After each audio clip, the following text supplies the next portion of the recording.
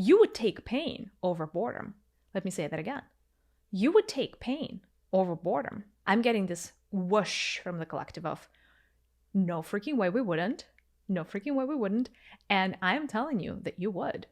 Maybe not crazy degrees of pain, but some pain. Because you know what? Pain is a happening.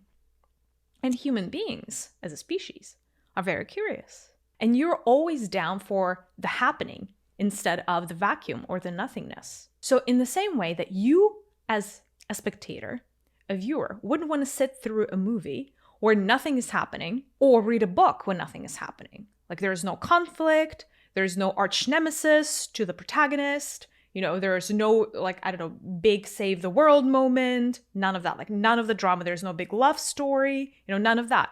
If none of that, nothing is happening, then you find it hard to pay attention. Now imagine we are at soul level right now.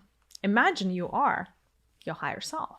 If your lower self would be bored watching a movie where there is no conflict, your higher self is even more bored participating in a life where there is no conflict. So, from the perspective of the higher self, the more happening exists within one incarnation, the better it is. And your higher self is a lot less discriminatory around the type of happening. In other words, whether the good thing is happening or the bad thing is happening, your higher self loves it as long as it's progress, right? Which again is a very different vantage point. It's a very different perspective.